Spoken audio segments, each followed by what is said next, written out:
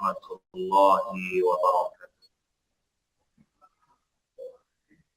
Innal hamdalillah nahmaduhu wa nasta'inuhu wa nastaghfiruh wa na'udzu billahi min shururi anfusina wa min sayyiati a'malina.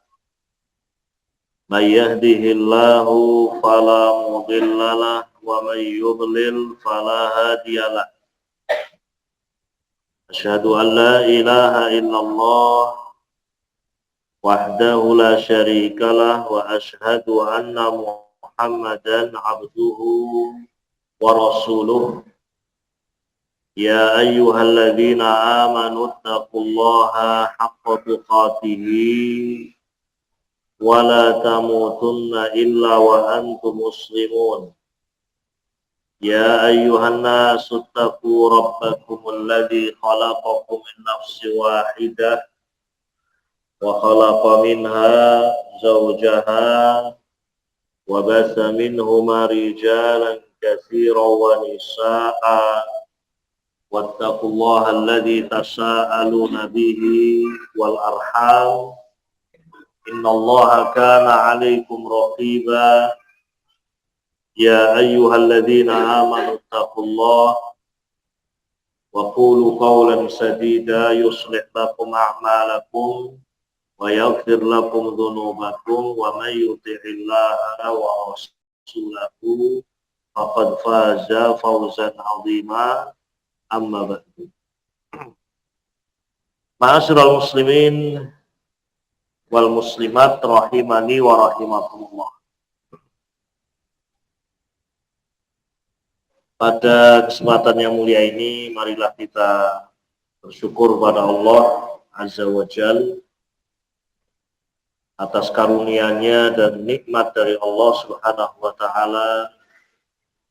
Kita bisa bermajelis di tempat ini, dimudahkan untuk kita bersama-sama bertaqarrub ilallah dengan duduk mendengarkan ayat, mendengarkan hadis Nabi alaihi salatu wassalam.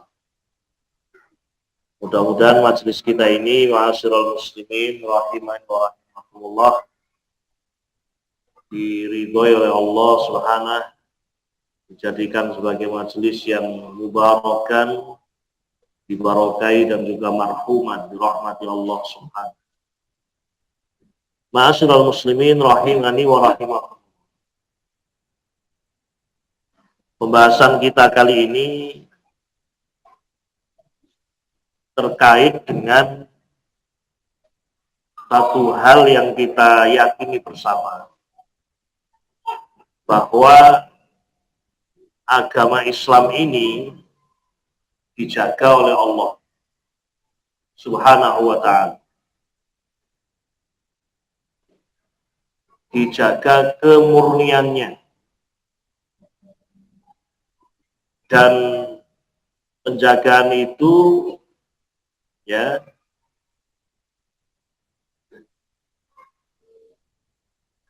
tampak pada penjagaan Al-Quranul Karim dan juga sunnah Nabi alaihi salatu wassalam. Nah, jadi Islam itu dijaga oleh Allah Subhanahu wa Ta'ala, Al-Quranul Karim dan juga apa? Sunnah Nabi alaihi salatu wassalam. Ini perkara yang kita yakini dan wajib untuk kita sebarkan juga. Dan faedahnya penting, ma'asyiral muslimin rahiman rahimakumullah. Di antara faedahnya adalah at-tumaninah, ketenangan.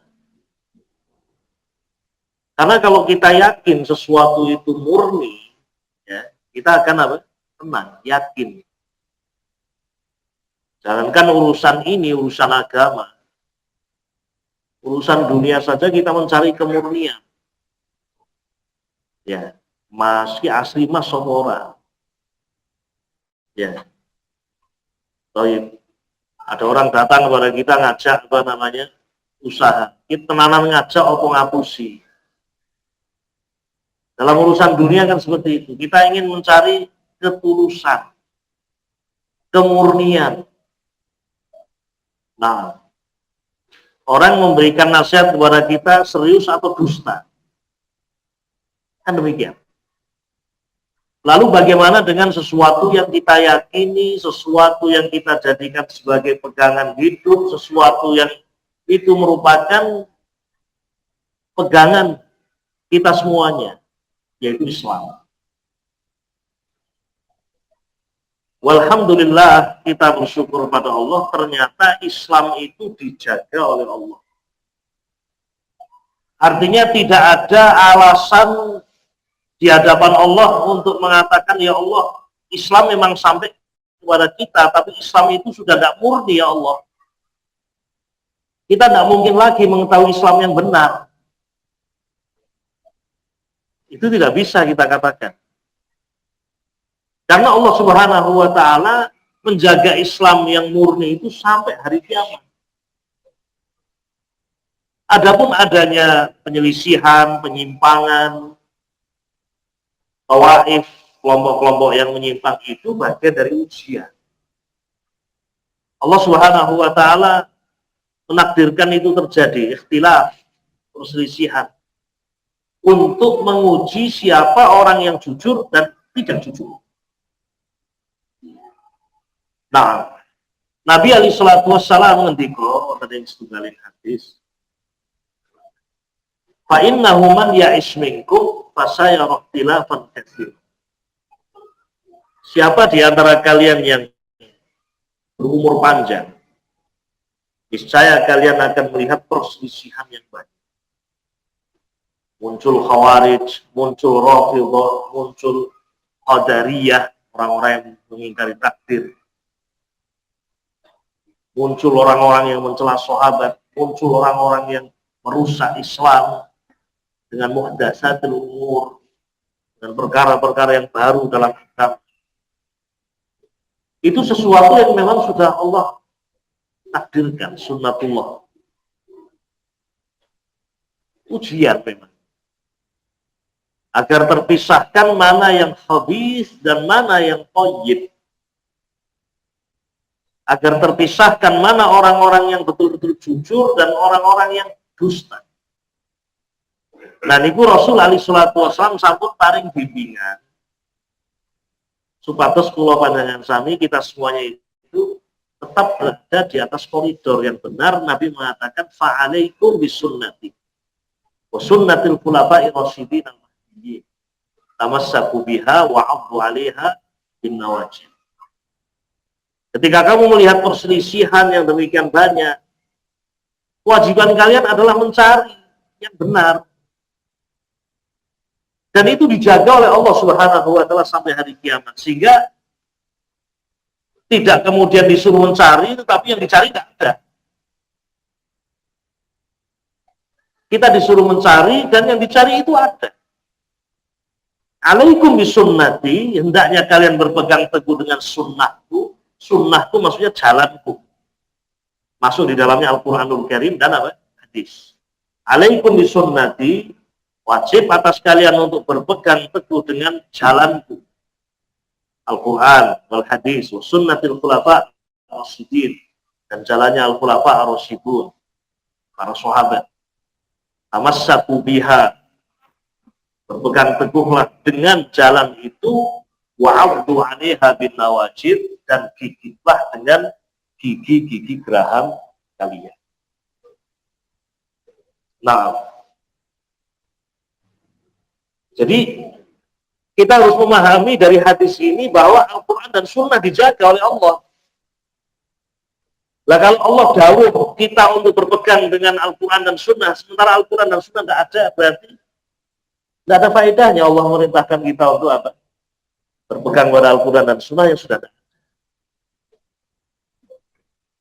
Nah, artinya ketika Allah dan Rasulnya alaihi salatu wassalam memerintahkan kita untuk berpegang dengan Al-Quran dan Sunnah di masa-masa seperti akhir zaman yang demikian banyak penyimpangan, maknanya berarti Al-Quran dan Sunnah itu ada dan dijaga oleh Allah. Kemurnian itu terjaga.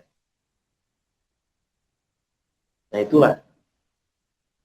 tugas kita semuanya, ma'asyiral muslimin rahimani wa rahimakumullah. Bukan malah terbawa dengan bisikan-bisikan syaitan. Di antara bisikan syaitan, wis kabeh bener. Arab iki kenal, kayak kenal, pokoknya kabeh bener. Padahal bertentangan. Yang satu mengatakan tauhid, satu mengatakan syirik. Satu mengatakan halal, satu mengatakan apa? Haram. Yang satu mengkafirkan sahabat, yang satu memuliakan sahabat. Loh kok kabeh bener? Tidak mungkin. Tidak mungkin antara dua hal yang bertentangan itu dikatakan benar. Ini kan bisikan syaitan. Atau bisikan yang lain, timbang mumet rasa urusan tanggung jawab keluarga masih banyak, urusan anak akeh, urusan gawean akeh, ternyata ngurusi apa mau bareng sing macem-macem kae. Sudahlah, tidak usah dipikir itu, nikmati saja apa yang sudah kita rasakan nyaman dalam kehidupan dunia ini. Ini juga bisikan apa? Syaitan. Nah, Allah Subhanahu wa taala ya menakdirkan itu semuanya ya, terjadi ikhtilaful ummah, ya, ujian keyakinan yang pertama, yakin atau tidak bahwa agama yang hak itu dijaga oleh Allah Subhanahu. Kemudian ujian, apakah seorang akan berusaha mencari agama yang hak itu. Baik. Ma'asyiral muslimin rahimani wa rahimakumullah. Pada kesempatan ini kita akan sedikit bercerita sejarah. Sejarah ringkas. Nah, tentang bagaimana Allah menjaga Al-Quran dan Sunnah sampai kepada kita. Nah, agar kita semakin yakin dan kita juga bisa berupaya meyakinkan orang. Ma'asyiral muslimin rahimani wa rahimakumullah. Yang pertama kita awali dengan firman Allah Subhanahu wa taala. Firman Allah Subhanahu wa taala dalam Al-Qur'anul Karim dalam surah Al-Hijr, "Inna nahnu nazzalna dzikra wa inna lahu lahafizun."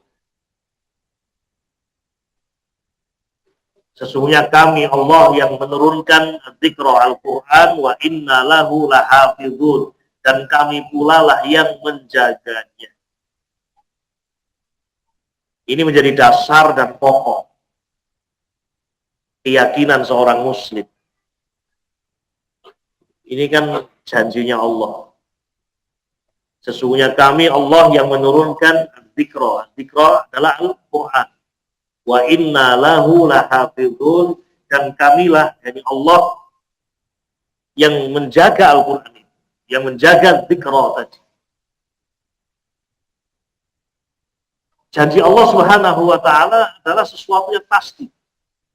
Makanya para sahabat Nabi ridwanullah alaihim ajmain, begitu turun ayat ini tidak ada sedikit pun keraguan bahwa Al-Qur'anul Karim dan hadis Nabi itu akan dijaga. Yang jaga Allah Subhanahu wa taala. Kalau Allah sudah menjaga, tidak ada yang bisa apa? Ngowahi, berubah, ngurangi, itu tidak ada. Karena Allah Subhanahu wa taala dialah yang menjaga. Inna nahnu nazzalna dzikra wa inna lahu lahafizun. Dan diterangkan oleh para ulama menerangkan bahwa yang dimaksud dengan adzikra di sini bukan hanya Al-Qur'anul Karim saja, tetapi juga hadis Nabi alaihi salatu wassalam. Karena hadis Nabi juga wahyu Allah yang mengiringi Al-Qur'an. Nabi mengatakan, ala wa inni utitul Qur'an wa mislahu ma'ahu. Nabi alaihi salatu wassalam bersabda, ketahuilah sesungguhnya aku diberi oleh Allah Al-Qur'an dan yang semisalnya. Semisal dengan Al-Quran ini sama-sama wahyu, yaitu apa? Bahkan hadis itu kedudukannya sangat penting bagi Al-Quran. Karena hadis itu yufassirul Quran, menafsirkan Al-Quran. Wa yubayyinul Quran, menjelaskan Al-Quranul Karim. Mengkhususkan apa yang umum dalam Al-Quran, ya, merinci apa yang masih global dalam Al-Quran. Itu kedudukan apa? Hadis. Tanpa hadis, Al-Quran tidak akan dipahami sepenuhnya. Perintah untuk sholat misalnya, tidak mungkin akan dipahami dengan seutuhnya kalau tidak diiringi dengan apa? Hadis. Baik berupa ucapan atau perbuatan Nabi SAW. Allah ngendika dalam Al-Quran, wa aqimus sholat, tegakkanlah sholat. Nah terus perinciannya bagaimana? Perinciannya ada dalam sabda Nabi, ucapan Nabi, perbuatan Nabi. Nah, Nabi mengatakan, Sallu kama ra'aitumuni usolli. Sholatlah kalian sebagaimana kalian melihat aku sholat. Pelajari sholatnya Nabi alaihi salatu wassalam. Di dalam Al-Quran ada ayat tentang wudu. Ada ayat tentang wudu. Tapi hanya disebutkan 4 anggota saja. Faghsilu wujuhakum idza qumtum ilas shalah. Wahai orang-orang beriman, jika kamu hendak melakukan sholat, maka cucilah wajah-wajah kalian. Faghsilu wujuhakum wa aydiyakum ilal marafiq. Dan tangan-tangan kalian sampai apa? Siku. Wamsahu biru'usikum. Dan usaplah kepala kalian, nah, wa arjulakum ilal ka'bah. Dan kedua kaki kalian sampai mata kaki. Itu yang ada dalam Al-Quran. Tapi rinciannya tentang kumur, tentang menghirup air melalui hidung, mengeluarkannya, mencuci kedua telapak tangan sebelum apa? Sebelum wudu, mengucapkan basmalah sebelum apa? Wudu. Berapa kali mencuci tangan, berapa kali mencuci kaki. Doa setelah wudu, niku mboten wonten di dalam Al-Quranul Karim. Tafasil rinciannya itu adalah dalam apa? Hadis. Sholat subuh 2 rakaat dalam Al-Quranul Karim. Sholat maghrib 3 rakaat juga tidak ada dalam Al-Quranul Karim. Artinya, ma'asyiral muslimin, yang dimaksud dengan menjaga Al-Quran bukan hanya menjaga lafaz-lafaznya saja, tetapi juga menjaga maknanya. Kalau sudah berbicara makna Al-Quranul Karim, maka dijaga pula apa tadi? Disini buatan dijogo hadis itu pun ya buatan bakal terjaga apa? Makna Al-Quran. Penjagaan makna Al-Quran adalah dengan dijaganya apa? Ini poin pertama, ma'asyiral muslimin rahimahullah. Berbicara tentang penjagaan Al-Quran dan hadis, ini dasarnya. Baik. Jadi kalau ada subhat macam-macam ya datang kepada kita dengan tanpa sengaja, subhat jangan dicari. Tapi kadang mendengar, melihat, nah ini yang tolak dengan ayat ini. Contoh misalnya orang-orang orientalis ya, dan juga para pemikir barat. Pemikir barat itu bukan muslim yang sinau Al-Quran dan hadis. Pinter bahasa Arab, belajar hadis-hadis Nabi, tapi untuk membuat umat ini ragu-ragu. Nah, contoh seperti ucapan mereka yang mengatakan, bagaimana mungkin Al-Quran dan hadis itu dijaga? Wong Al-Quran dan hadis itu atau hadis itu ditulis itu baru pada tahun atau abad yang kedua. Jadi baru abad yang kedua penulisan hadis itu. Imam Bukhari, Imam Muslim atau sebelumnya Imam Malik itu baru ditulis. Baru ditulis abad yang kedua. Nah, artinya berlalu kurun waktu yang sangat panjang, 150 tahun lebih. Tidak ada penulisan hadis. Jadi hadis itu karangan. Sanad itu karangan. Ini contoh syubhat. Bagi seorang muslim yang sebetulnya tidak berlaku syubhat ini. Aku ora percaya. Ngendikane Allah wis jelas. Allah mengatakan kami menjaga. Sudah selesai, titik. Adapun ucapan kamu ini, bisikan-bisikan syaitan ini saya tidak percaya. Ini bantahan secara global seperti ini. Saya tidak percaya. Apalagi ketika kita mendengar sejarah bagaimana Al-Quran dan Sunnah itu dijaga. Itu kita betul-betul menyaksikan betapa Allah Subhanahu wa Ta'ala mewujudkan dan menunaikan janjinya. Jadi Al-Quran dan hadis ternyata sudah ditulis sejak zaman Nabi. Kalau Al-Quran jelas. Hadis juga sama. Jadi kalau ada yang mengatakan hadis itu ditulis belakangan pada abad yang kedua, dusta. Sudah ada sejak zaman Nabi alaihi salatu wassalam. Kalau Al-Quranul Karim, setiap turun ayat ditulis. Memang belum ada kertas sebagus zaman ini. Tapi sudah ada. Ditulis di lembaran-lembaran kulit, ditulis di pelepah korma, ditulis di tulang-tulang belikat, ditulis di kulit-kulit pohonan yang diolah tentunya.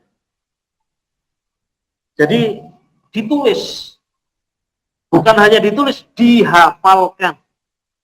Jadi di samping dihafalkan, ditulis dalam hati, disudur, mahfudhah, ayat-ayat itu mahfudhah, terhafalkan oleh para sahabat, juga tertuliskan di dalam media-media. Jadi ketika Rasulullah wafat, Al-Quran itu betul-betul terhafalkan, sudah dihafalkan di satu sisi semuanya tanpa kecuali, tidak ada satu ayat pun yang tertinggal, dan semua juga sudah ditulis, tidak ada satu ayat pun yang tertinggal.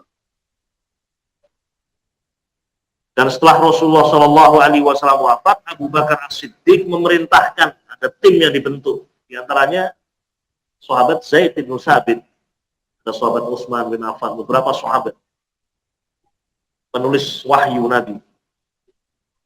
Diperintahkan untuk mengumpulkan ini semuanya, mengumpulkan apa? Yang tertulis tadi di media-media. Tolong semuanya dikumpulkan. Jangan sampai ada yang tercecer. Dan dicocokkan dengan hafalan, jadi disuruh dicocokkan dengan hafalan. Maka dilaksanakanlah tugas itu dan selesai, semua dikumpulkan, disimpan oleh Abu Bakar As-Siddiq. Sahabat Abu Bakar As-Siddiq meninggal, berpindah ya di zaman Umar bin Khattab, di tempatnya Hafsah. Itu Umar. Di zaman Utsman bin Affan, di situlah. Utsman bin Affan memerintahkan untuk dituliskan ya semua itu ayat-ayat Al-Quran di dalam mushaf. Makanya terkenal dengan mushaf apa? Utsmani. Artinya waktu yang masih sangat pendek. Di zaman Rasulullah sudah terjaga, sudah dihafalkan. Ya. Apalagi setiap bulan Ramadan dibaca, selesai, khatam. Umar bin Khattab menunjuk sahabat Ubay bin Ka'ab untuk mengimami sholat tarawih. Ini Al-Quran. Maka Al-Quran disepakati, tidak ada yang ragu-ragu, tidak ada satu huruf pun, satu ayat pun yang tercecer, dan semuanya diriwayatkan dengan jalan yang mutawatir. Jalan yang mutawatir yakni ribuan orang meriwayatkan dari ribuan orang, terus tidak ada batas jumlahnya. Orang banyak meriwayatkan orang banyak, tidak ada keraguan kalau itu memang betul-betul benar. Itu yang namanya mutawatir. Nah, berita kalau dibawa oleh satu orang, mungkin kita yakin sudah, sebab orang ini jujur. Tapi kalau yang bawa itu apa? Sampai ratusan orang, tidak usah ribuan, ratusan saja. Nah, misalnya kok ada beritahu itu di pasar Bretek ada pembagian sembako oleh gubernur. Gubernur langsung, tapi satu orang yang ngabarin. Tapi orang yang ngabari ini kita percaya. Pak Bupati misalnya, kira-kira percaya nggak? Ya percaya. Walaupun satu orang kita percaya, apalagi kalau kemudian datang orang kedua, ketiga, keempat, sampai ratusan orang mengabarkan, Pak Gubernur datang bagi sembako. Kita mesti yakin, tidak mungkin tidak ini. Ini berita ini benar. Nah, Al-Quranul Karim itu diriwayatkan melalui jalan ini, mutawatir. Wong akeh ngeriwayatake wong akeh seterusnya sampai zaman kita ini. Bahkan diriwayatkan dengan sanad sampai hari ini. Bukan hanya tulisannya, sampai pelafatannya, melafalkannya itu diriwayatkan sampai sekarang. Maka sudah semestinya, seharusnya ya orang-orang kafir itu beriman kepada Allah. 1447 tahun, 15 abad. Sementara umat ini melalui masa yang panjang, peperangan, perang dunia pertama, perang dunia kedua itu sudah luar biasa. Ya. Belum lagi peperangan-peperangan besar. Yang kalau secara perhitungan manusia sulit. Tapi kalau lihat sejarah, kita betul-betul takjub dan kagum Allah menjaga Al-Quran sedemikian rupa. Selesai Al-Quran. Nah, terus hadis bagaimana? Hadis juga demikian, ma'asyiral muslimin rahiman rahimakumullah, sudah ditulis sejak zaman Rasulullah Muhammad sallallahu alaihi wasallam. Memang ada riwayat. Nah, yang makna hadisnya kurang lebih la taktubu anni hadisan. Jangan kali-kali salah seorang di antara kalian menulis hadis dariku. Barang siapa yang sudah terlanjur menulis hadis dariku, hapuslah. Ada riwayat seperti itu. Itu hadis tidak salah. Sahih hadis tersebut. Tapi ada hadis yang lain yang Nabi memerintahkan untuk menulis. Nah ini, orang-orang yang berpenyakit kan ingin membentur-benturkan. Disembunyikan hadis yang memerintahkan menulis, ditambahkan hadis yang melarang apa? Menulis. Iki loh, Rasul aja melarang. Jadi nggak mungkin di zaman Rasul ada penulisan hadis. Rasul itu melarang untuk menulis hadis. Ini hadisnya yang coba. Rasul mengatakan, jangan menulis dariku. Siapa yang menulis dariku, hapus. Nah, para ulama seperti Imam Syafi'i, ya, Imam Ahmad, semua para ulama melihat hadis ini dan juga melihat hadis yang lain. Ada hadis yang melarang, ada hadis yang apa? Memerintahkan. Kan? Ini tidak mungkin kontradiksi. Zahirnya memang kontradiksi, tapi tidak mungkin terjadi kontradiksi dalam sabda Nabi. Tidak mungkin. Ternyata maknanya Rasul melarang untuk menulis hadis bersama dengan lembaran yang di situ ada ayat apa? Al-Quran. Itu yang dimaksud. Agar tidak tercampur antara kalamullah, firman Allah, dengan ucapan siapa? Nabi alaihi salatu wassalam. Walaupun sama-sama wahyu, tapi kan Al-Quran kalamullah, redaksinya memang kalamnya Allah subhanahu. Kalau hadis redaksinya dari siapa? Nabi alaihi salatu wassalam. Itu yang dimaksud. Larangan Rasul untuk menulis adalah itu. Jadi justru dalam hadis ini yang melarang menulis hadis itu semakin memperkuat penjagaan Al-Quran dan apa? Hadis. Terpisahkan betul. Mana yang firman Allah subhanahu wa ta'ala dan mana yang itu adalah wahyu berupa hadis sabda Nabi. Justru menunjukkan semakin luar biasa penjagaan Allah terhadap Al-Quran dan Sunnah.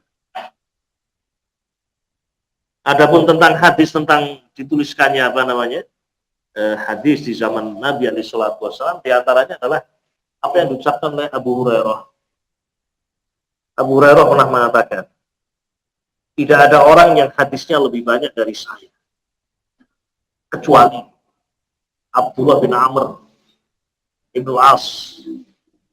Fa innahu yaktubu wa ana la aktub. Abdullah bin Amr hadisnya lebih banyak dari saya karena dia menulis. Adapun saya tidak menulis. Dan ternyata Abdullah bin Amr itu selalu menulis. Apa yang didengar dari Nabi ditulis. Ditulis, ditulis. Melihat Rasulullah melakukan sesuatu, ditulis, ditulis, ditulis terus. Baik ucapan Nabi atau perbuatan Nabi. Sampai ada orang yang mengatakan kepada Abdullah bin Amr, wahai Abdullah bin Amr, taktub kulla syai'. Apakah kamu menulis segala sesuatu dari Nabi, padahal Nabi juga kadang marah? Jadi apakah kamu juga menulis ketika Nabi marah? Kalau secara keumuman manusia, kalau orang lagi marah kan tidak terkontrol. Kalau sudah berlebihan marah. Yang tadinya kalimatnya halus kok jadi kasar. Yang tadinya terukur tidak terukur. Yang tadinya biasa baik jadi zalim. Itu kalau kita manusia biasa. Di saat marah kalau tidak menjaga amarah ya sudah. Ucapan bisa salah, perbuatan bisa ngawur. Itu kalau manusia biasa. Nah, makanya ada yang berkata kepada Abdullah bin Amr, wahai Abdullah, apakah kamu menulis segala sesuatu dari Nabi firridha wal ghadab, ketika Nabi sedang ridha, yakni sedang tidak marah, dan juga ketika Nabi marah? Nah, di situ Abdullah sempat berhenti sebentar, tidak menulis. Rupanya berita ini sampai kepada Nabi. Berita ini sampai kepada Nabi alaihi salatu wassalam. Maka Nabi memanggil Abdullah bin Amr, wahai Abdullah, tulis segala sesuatu yang kamu dengar. Tulis segala sesuatu yang kamu lihat, apapun situasinya, apapun kondisinya. Karena demi Allah, tidak ada yang keluar dari lisan saya ini kecuali mesti al-haq. Tidak mungkin salah. Hatta ketika beliau marah. Nah, mimpinya Rasul saja beda dengan mimpinya kita kok. Kalau mimpi kita itu diganggu syaitan, bisa. Tapi mimpi Nabi alaihi salatu wasallam semuanya wahyu. Syaitan tidak punya kuasa untuk mengganggu mimpi siapa? Rasul alaihi salatu wasallam. Jadi, apa yang dikatakan tadi oleh orang-orang orientalis bahwa penulisan hadis itu ya belakangan baru ditulis, ya, itu dusta. Justru riwayat-riwayat dan bukti sejarah menunjukkan penulisan hadis itu sudah ada sejak zaman Rasul alaihi salatu wassalam.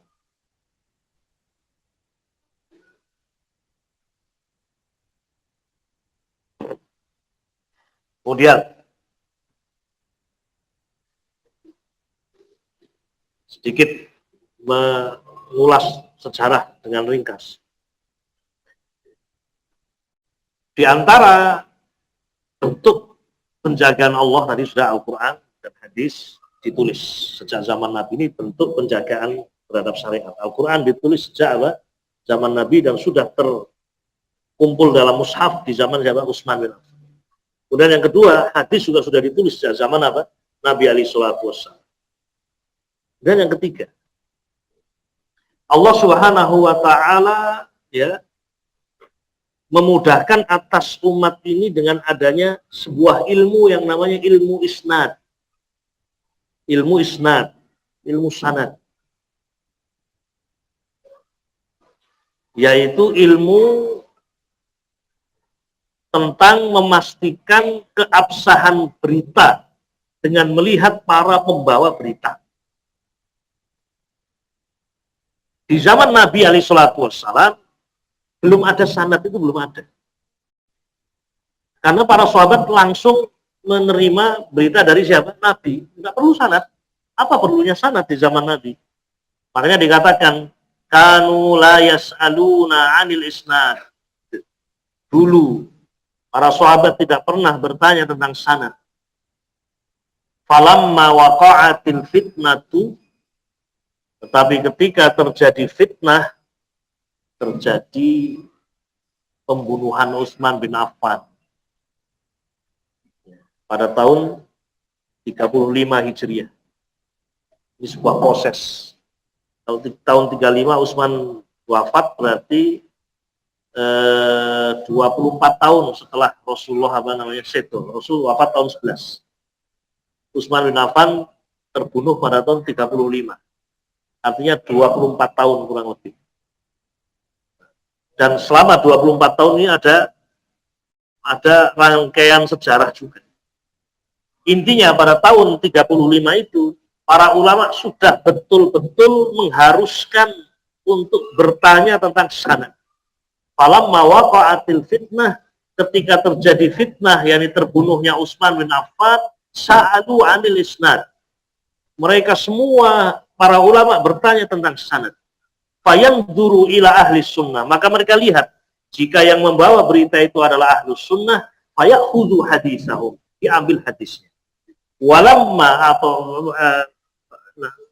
jika mereka fayanzuru ila ahli bid'ah, kemudian mereka melihat jika yang membawa adalah ahlul ahwa, orang yang membawa nafsu, seperti para pembunuh Utsman bin Affan, orang-orang Rafidhah, orang-orang Khawarij, ahlul bid'ah yang memalsukan apa? Hadis. Jika yang membawa berita itu adalah ahlul bid'ah, fala ya'khudhu hadisahum, maka hadis-hadis mereka tidak diambil. Nah, dan sanad itu sudah ada berarti sejak zaman sahabat masih ada. Tidak benar kalau ada yang mengatakan bahwa sanad itu adalah buatannya Imam Bukhari. Dusta. Karena sudah ada sejak tahun itu tadi, 35 tadi. Sahabat masih banyak. Rasulullah baru wafat 24 tahun. Nah, maka mereka selalu bertanya kalau ada berita, qala Nabi alaihi salatu wasallam, Nabi mengatakan demikian. Ditanya, kamu dari siapa? Dari fulan. Didatangi fulan, kamu betul? Iya, saya mendengar dari Ibnu Abbas. Nanti benar. Seperti itu. Ikhwatil kiram rahimani wa rahimakumullah. Kisah panjang, ikhwan. Baik. Habis azan lanjut sebentar ya. Hah? Sholatin. Ya, kita sholat dulu. Ini tanggung soalnya. Biar tidak putus sejarah. Insyaallah ba'dal sholat kita lanjutkan karena 24 jam menyelesaikan materi insyaallah. Hadza wallahu a'lam. Tapi bi hadzal qadri wa sallallahu wasallam ala nabiyina Muhammad wa ala alihi wa sahbihi ajma'in. Alhamdulillah rabbil alamin. Assalamualaikum warahmatullahi wabarakatuh.